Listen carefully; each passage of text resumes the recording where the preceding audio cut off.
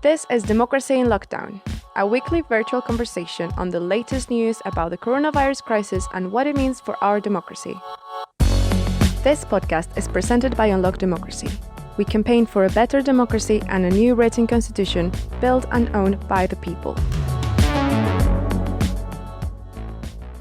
Hello, welcome to our fifth Democracy in Lockdown episode. My name is Trudy and I am the Campaigns and Operations Officer, and with me today is... Sam Coates, and I'm the Campaigns Officer at Unlock Democracy. Hi Sam. Hi. So how are you managing screen time through all this? Oh, well, I'm reading a lot more, so you would think that I'm not doing too badly scrolling doom all the time, but the problem is that if I'm doing any sorts of socialising, it's on a screen. So if I'm doing a virtual pub with my friend, it's on a screen. If I'm going to a meeting, it's on a screen. So all the time that would be spent out is now on a screen. So yeah, I think overall it's probably pretty bad. How about you? Yeah, I looked at my phone, which records how much time you spend on your phone and things like that. And I suppose I do listen to a lot of podcasts on my phone, for example. So that adds to the screen time. But definitely going from, because there's a limited amount of extracurricular things we can do, definitely I feel myself going from screen to TV screen to phone screen, or even if I'm chatting with somebody, chatting online and things like that, and through your phone. So yeah, it's been increasing over time. Yeah, one of the impacts of the pandemic that I guess there'll be studies on quite soon. So last week we talked about the mutual aid groups that have popped up in response to the lockdown, and whether this new community spirit could have wider implications for politics in the future. This week we'll be looking at what the media has been focusing on, what angles are being neglected, and why this might be. Stay with us.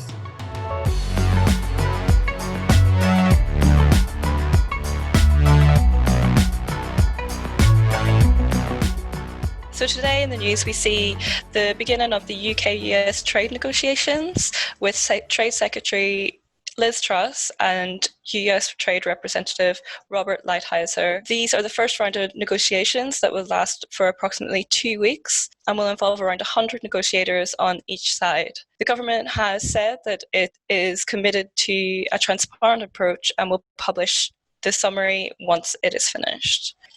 The NHS launches a new tracking and tracing app on the Isle of Wight. There's a worry about uptake, and the government has not provided the source code, the data and hosting details, the security policy, or the reporting tools that it will be using. So there are some problems still to be ironed out with that. The government has also published heavily redacted SAGE documents from the run-up to lockdown. And in a round of broadcast interviews, Keir Starmer branded the government's draft guidance on social distancing at work pretty vague and called for real enforcement and a common set of standards to help reassure people that lifting the lockdown would be safe. Doctors, campaign groups, academics and MPs have also raised a concern about a power grab after it emerged on Monday that Serco was in pole position to win a deal to supply 15,000 call handlers for the government's tracking and tracing operation. So thanks for that, Trudy. And it's very interesting that we're talking about the media this week and the way it's been reporting the pandemic and what gets covered and what doesn't. So it's almost impossible to count the number of ways in which the virus is affecting society. The real-time public health and political response is just the tip of the iceberg. So just off the top of my head, the government response, we could be scrutinising this in terms of how well they prepared, how well they've reacted to it, what the economic support is, so who is and isn't being helped, and how they're managing the NHS for just doing normal healthcare. And then there's also the treatment and experience of people who's very much outside the mainstream of society. So refugees, the homelessness, women at risk from domestic abuse under lockdown. So there's so many different ways in which the media should be reporting and investigating what's going on in our society. And what's astonishing to me is that the public health response has forced perhaps the first artificial shutdown of the world's economy in modern history. Yet the impact of that, affecting far more people than the virus itself, are just a tiny fraction of the media attention compared with, say, testing, PPE, SAGE, and government-level discussions. The government has been slowly and in an unwieldy way been unveiling economic support packages after announcing the lockdown, and it took longer to announce measures for the self-employed, which many say are still inadequate. There's a need for massive expansion of the social safety nets at unprecedented speed. yet this hasn't got the same attention as things like testing and PPE. So what we're going to be exploring today is some of the stories that haven't been reported so far. So I spoke to someone who works on the front line with homeless people and rough sleepers in particular to talk about what it's like being a frontline worker in a sector like that at the moment, but also how the homeless community is faring under the lockdown. And it's very similar to the situation in care homes, where if one person contracts it because of the lack of distance between people, it could quickly make its way through a shelter or a hostel and really devastate the population. But this is actually mostly quite a positive story, because we're often told that these really intractable problems like homelessness can't be solved. And of course, that's been shown to not be the case in the pandemic situation, where money was just made available so that all rough sleepers could be put into hotels. And what my contact is saying is that it's been really successful, that some of the most persistent rough sleepers in their city have been housed, and they're having a good time, and they've got 3 hot meals a day, they've got access to Wi-Fi, and they've never been faring better, basically. And a really key thing that they mention is that the current provision usually for rough sleepers is that it's only night accommodation, that you get in at 8 in the evening, you're thrown out at 8 in the morning, and that's partly to save on staff costs for the third sector organisations that are running these services, and that during the day people go into town, they congregate in large numbers, a lot of them will end up drinking or doing drugs to get through the day. Now that people are comfortable in an ensuite room, people are not seeing the need to do that. Another interesting point that they made was that in some of these hostels, there are 3 people in a room usually, and that this can cause conflict for a number of reasons. A big one being maybe some people are not drug users, others are, and people get upset by being in the same room as someone that is injecting, for example. Now, those hostels have now been changed to 1 person per room, and people being put in hotels and B&Bs otherwise.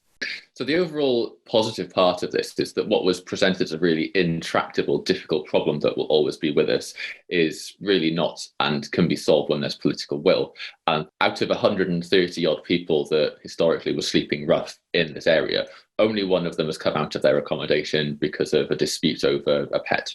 But this person had a more worrying story to tell when it came to how staff were being treated in the organisation and in homeless services more generally.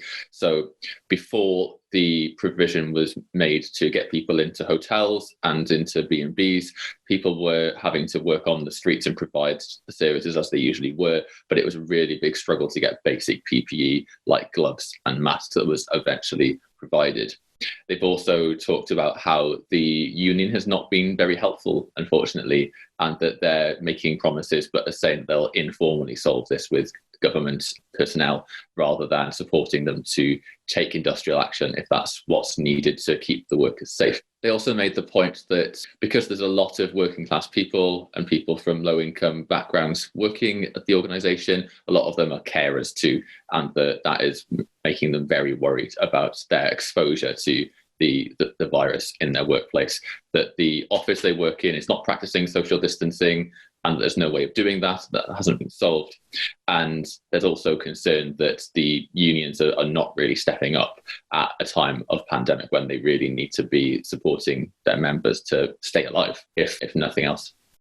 So we've had there a really inspiring in some ways in terms of what we thought was an intractable problem being solved almost overnight. And we're also hearing some worrying stories about how workers are being treated under the pandemic. So if you have more stories or experiences you'd like to share with us, either if you're a key worker, you know someone who's a key worker, or it's just an experience that is not being highlighted in the media, next week we'll be talking about more of these stories and collecting as many as we can. But I'm really happy to talk to you anonymously if possible. So if you've got something that you want to share with us, please email it to sam.coates, that's COATES, at unlockdemocracy.org.uk. You can also find that in the show notes. If you like this podcast, click the subscribe button and follow us on social media. So, Trudy, you've been having a look at what the dominant media narratives are across the papers and the BBC, haven't you? So yeah, we've been looking at 7 popular papers, front pages online and on the paper for the past 7 days. We've been looking at The Times, Guardian, Telegraph, The Independent, the Daily Mail, The Mirror and the BBC. And what we find, obviously we find the usual daily reporting that you would expect from any sort of news outlet, the biggest stories, but a very limited amount of reporting on the impact that coronavirus is having on key workers and the economic impact on households themselves. So papers like The Telegraph, for example, seem a bit more concerned about how their holidays away will be affected by the queuing in the airport, while blaming teachers for not giving students any work and threatening an OAP revolution through break-in lockdown. Furlough figures released by HMRC today show figures of 6.3 million workers furloughed, and the Department for Health and Social Care estimates that 1.8 million universal credit claimants have come forward in the past month. Whilst reporting on this has been fairly neutral, I find, generally stats and quotes, all have pointed to Rishi Sunak's claim that this is unsustainable. And some have even taken this as an argument for lifting lockdown. We can't afford to save lives, basically. The economy won't let us save lives because it's too expensive. Wow. Yeah, pretty much. And I do say that with most news outlets are just reporting that as these are the facts and figures. But yeah, we'll come on to the questions of what that sort of analysis should look like from our news outlets in a bit. What I've also seen is there's been limited to no reporting at all on responses from Wales, Scotland and Northern Ireland, with the odd article here and there about Nicola Sturgeon's recent call for a universal basic income. And I get that, you have your local papers for local causes, let's say, but of coronavirus is such a national concern, it might do well to have a coordinated response. When key workers are talked about, it usually is about access to PPE for the NHS and care home workers, with reporting ranging from platforming statistics to exposing government inaction on that. This has happened a lot in the previous 2 weeks, but I have not seen any mention of NHS workers or care home staff this week at all. The government reaching their testing target has been more of a news item and has been met with general praise, despite its clear inaccuracies in how many tests had actually been carried out. Yeah, government by headline. So what that prompts in me is what are the questions we want to ask about the media? What informs what the media publishes and why do they publish the things that they do? Is it the purpose of the media to hold the government to account, or is it simply to inform people of the facts as they stand? Is it to provide an analysis and make a call to action, or is it to act as a spokesperson for the government, for example? I don't know. What do you think, Sam? Well, if you think about the different institutions you need in any functioning democracy, a fearless press that is going to ask those difficult questions seems really important. So with the situation we have in the UK, where pretty much all the national level newspapers are owned by billionaires or just have very concentrated ownership, if they know people in the government well and want to help them get re-elected, then they're just not going to scrutinise them very much, are they? And I've read stuff recently about the BBC and how that relationship is a bit more complicated, but because of the way that the government keeps threatening them just enough to keep them in line, they tend to be not very critical of whoever is in government at that given time. True, you said that there's been very little coverage of what's going on in Wales, Scotland or Northern Ireland in terms of that response. I don't know what it's like for you back at home, but here in Wales, most people get their news from UK-based outlets, whether that's the TV or newspapers printed in London. And that's starting to cause quite big problems because the Welsh lockdown restrictions are stricter in some ways and not always happening at the same speed. But people often just don't know about this because we've got a really weak media here in Wales. Is it different? Is it the same in Northern Ireland? No, it's pretty much the same. I know that my parents, they'll access the BBC News from, and we have our regional news as well, but they do access from Sky the news on the TV, and they also read newspapers, English newspapers. Even if we do have local newspapers, they're not very strong, so they tend to have a habit of buying like UK-wide newspapers, and for sure the kind of media attention, especially that Northern Ireland gets on some of them, is very limited and often quite negative. Okay, so we've talked about the narrow range of stories that the media have been covering and investigating during the pandemic, and maybe that there's other aspects that there's really a public interest in being covered. So let's have a bit of a chat about why these things might not be covered. So really interested to hear from people that are listening what their take on this. But one thing I think we need to give some thought to is what the interests of the mainstream media are. So some of them, as we've said, are very close to people in the government.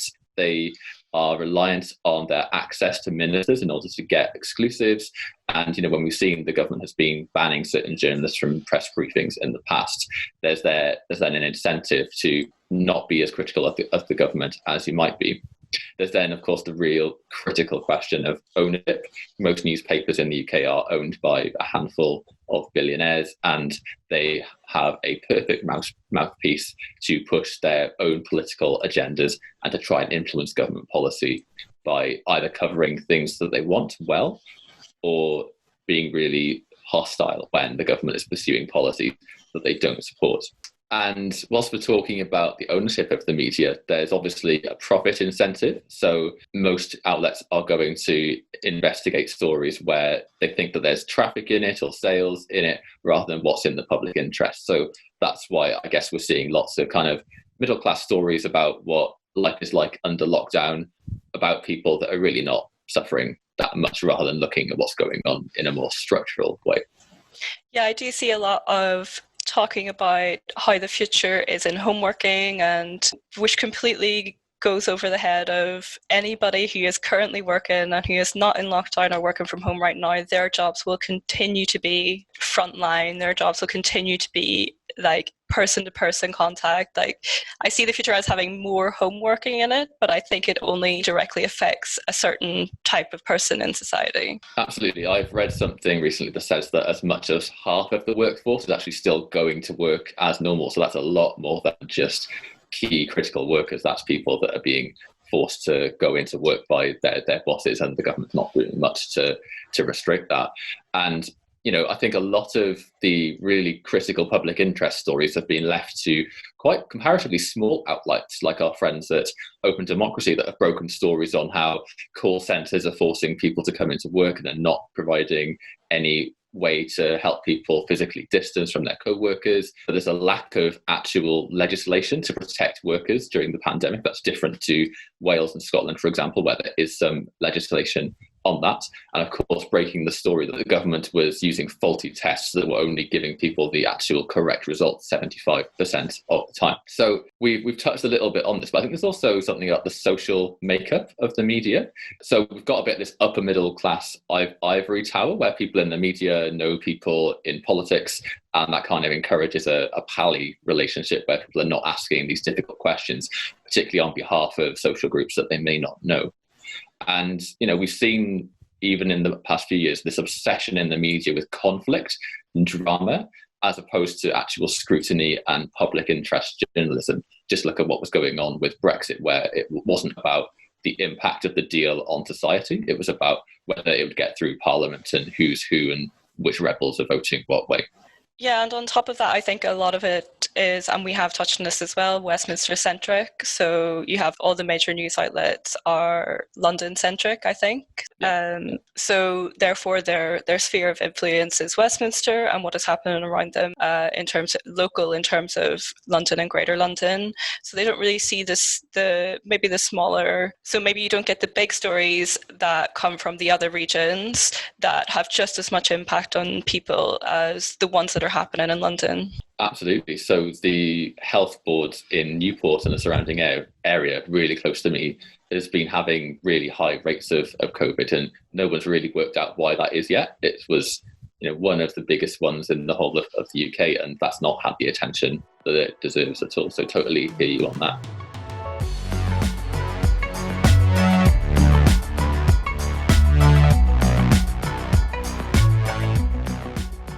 What conclusions can we draw out from this? We certainly want to hear from you if you're listening about what your take on this is. But one thing I think we need to work towards, if we're going to have a better media in terms of holding the government to account, is more diverse representation of voices. So who is represented in the media, who's working in the media is really important. And I finished a book recently called Steal Everything You Can by Natalie Ola, who has written about how the media used to portray working class voices and more diverse voices relatively well in the noughties, but since the crisis, it's only reflecting middle class life and is actually neglecting certain stories, but also just not representing people's own lives back to millions and millions of people. And there's also, of course, the critical issue of ownership of the media that really needs to be tackled. And there's also the relationship between the BBC and the government that we need to look at, because at the moment, if the government threatens the BBC just enough, they'll be too scared to really ask the government difficult questions. Whichever party that's made up of, it's just about that relationship, not about politics per se. And Tom Mills, an author of Verso, has written a really interesting book about that relationship. What would you like to hear in our next episode? Let us know by leaving your comments on social media by tagging #democracyinlockdown. If you've liked listening to this and you want to be the first to hear when new episodes come out, but also want to do something with us about how we improve our democracy, you can sign up for our email updates on unlockdemocracy.org.uk, or you can do so in the show notes. Thanks very much, Sam, and thanks for listening. Thanks, Trudy. Bye. Thanks. Bye. Thanks for tuning in. We'll be coming back next Thursday with more. Remember, you can reach us on social media and tell us what you think we should discuss next week. If you like this podcast, please subscribe and share. Stay home, stay safe.